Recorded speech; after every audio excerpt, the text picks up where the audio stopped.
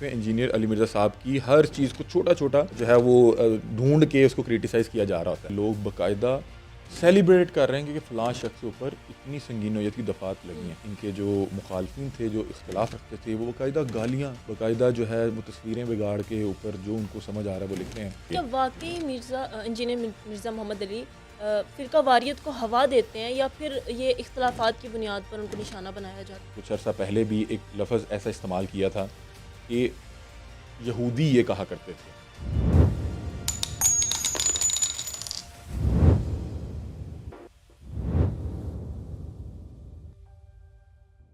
अस्सलाम वालेकुम नाज़रीन, क्राइम और के साथ मैं हूं आपकी मेज़बान रुकैया बख्त। नाज़रीन, इंजीनियर मोहम्मद अली मिर्ज़ा को गिरफ़्तार कर लिया गया है। उनको बहुत से लोग सुनते हैं, स्पेशली यूथ उनको काफ़ी ज़्यादा सुनती है। मज़ीद इसमें क्या तफ़सीलात सामने आ रही हैं, हम जानते हैं अली हमज़ा से। अस्सलाम वालेकुम। वालेकुम सलाम। हमज़ा, हमें बताइएगा कि जैसे आपको पता है कल इंजीनियर मोहम्मद अली मिर्ज़ा को गिरफ़्तार किया गया है, तो इसमें मज़ीद क्या तफ़सीलात जो हैं वो सामने आ रही हैं?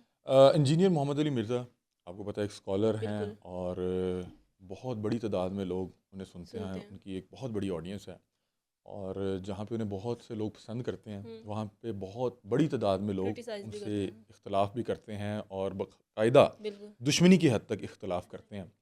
और हाल ही में जो उनको पहले गिरफ़्तार किया गया, बताया गया कि इन्हें 3 MPO के तहत जो है गिरफ़्तार किया जी। गया।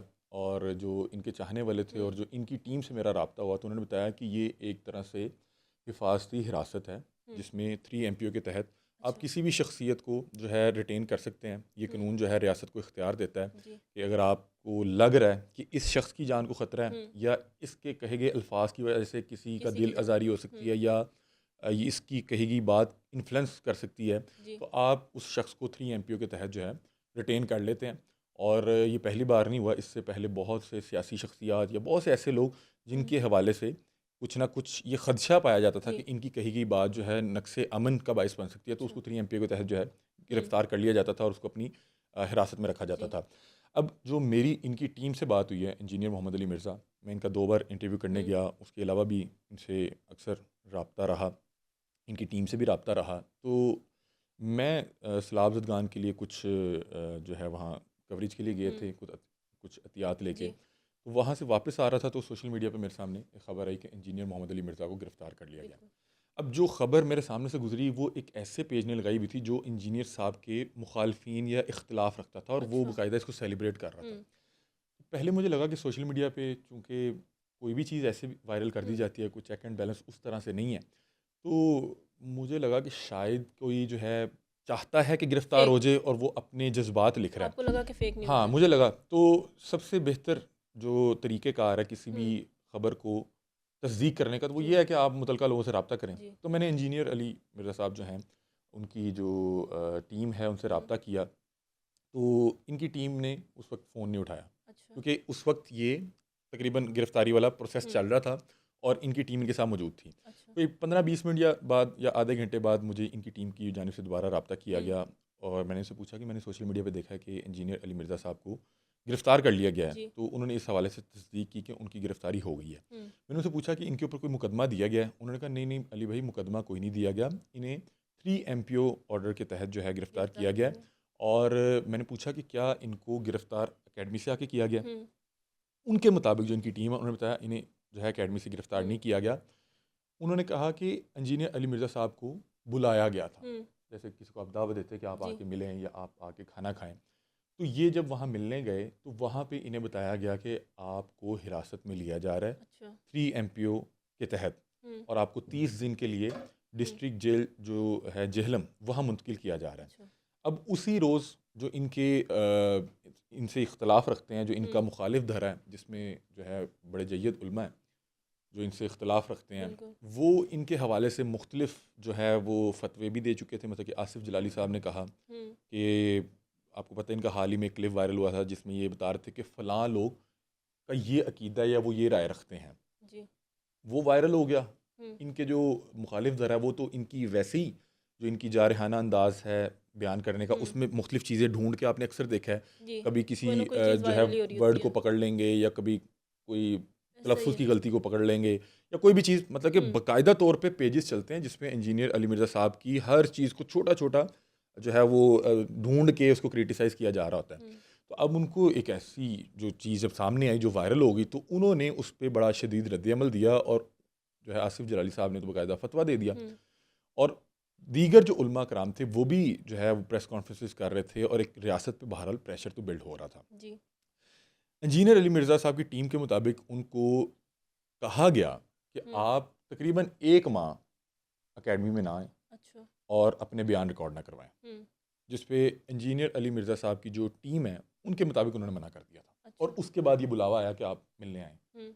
ये मिलने गए, इन्हें सारी चीज़ों से आगाह किया गया कि जी ये प्रेशर बन रहा है और आपको 3 MPO के तहत 30 दिन के लिए जेल मुंतकिल किया जा रहा है। बता रहे हैं कि पहले टीम के साथ इंजीनियर अली मिर्ज़ा साहब से बातचीत हुई है, फिर अकेले 1-on-1 भी इंजीनियर अली मिर्ज़ा साहब के साथ वहाँ पे बातचीत हुई और उसके बाद इंजीनियर अली मिर्ज़ा साहब को ये लोग पुलिस की हिरासत में छोड़ के आ गए, जहाँ से ये इन्हें जेल में मुंतकिल कर दिया गया। और बता रहे हैं कि इंजीनियर अली मिर्ज़ा साहब मुतमईन भी थे और ख़ुद इस चीज़ के लिए राज़ी भी थे। अब उसके बाद मतलब कि पता लगा कि 3 MPO के तहत रखा गया है, कोई मुकदमा कोई कुछ नहीं है।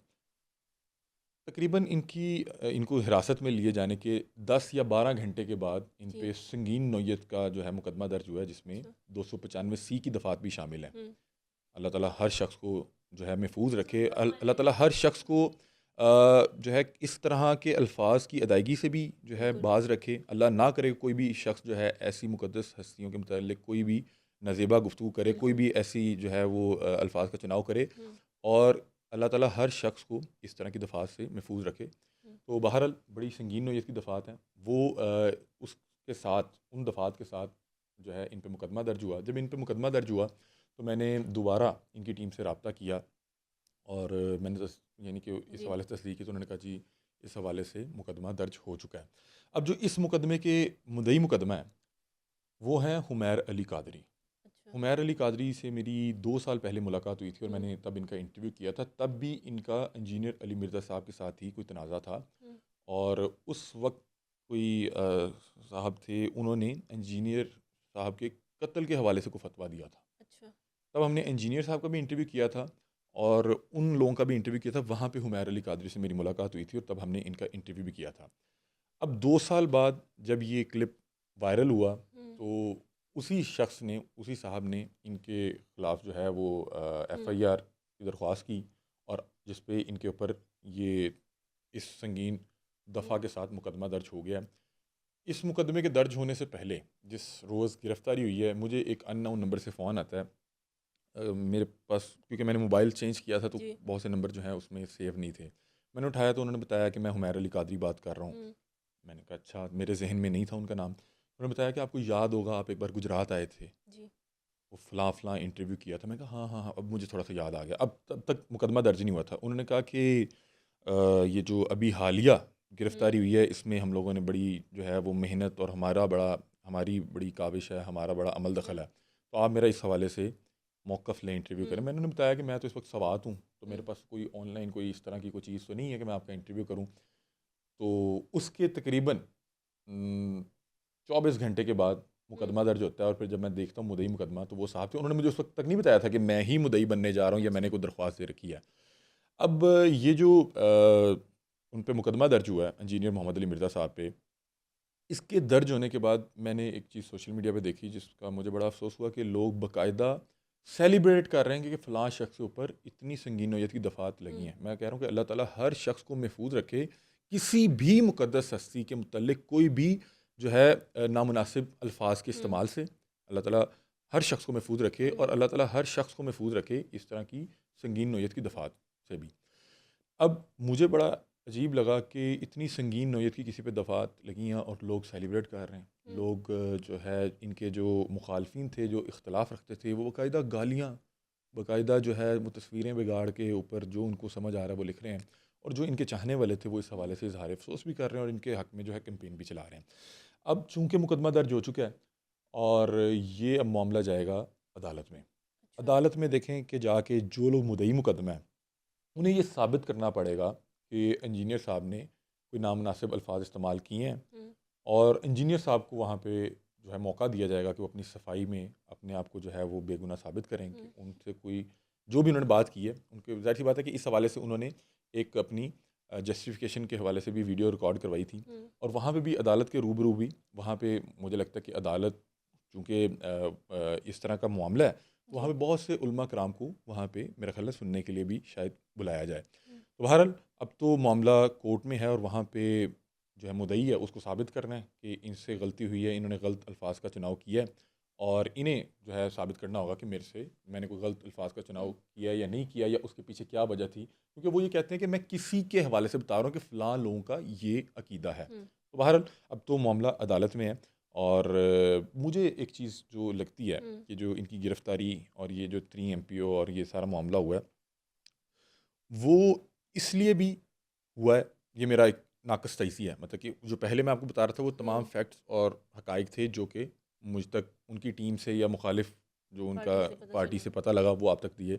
मेरा नाक़िस तजज़िया ये है कि आपको पता है कि ये जो है रबीउल अव्वल का माह मुबारक है और इसमें बहुत सी महाफ़िल होती हैं, बहुत सी जो है तक़रीबात होती हैं और वहाँ पे फिर बहुत से बयानात भी होते हैं। जी। तो उन बयानात में बहुत सी ऐसी गुफ्तगू भी होती है जो तस्दीक़शुदा होती है, बहुत सी ऐसी गुफ्तगू भी होती है जो कि ज़ईफ़ होती है। जी। अब सोशल मीडिया का दौर है, वो क्लिप्स वायरल होते, इंजीनियर साहब उस हवाले से अपना मौक़िफ़ देते और कहीं न कहीं नक्शे अमन की सूरत हाल पैदा हो सकती थी और कहीं न कहीं इंजीनियर साहब की अपनी जो है वो सिक्योरिटी जो है वो भी जो है वो जी। रिस्क पे तो है, ख़तरात तो हैं, बिल्कुल। उन्हें पहले भी उन पे 2-3 बार हमले हुए हैं हुँ। और फिर जिस तरह से कोई साहब पहले भी उनके हवाले से कत्ल का फ़तवा दे चुके हैं जी।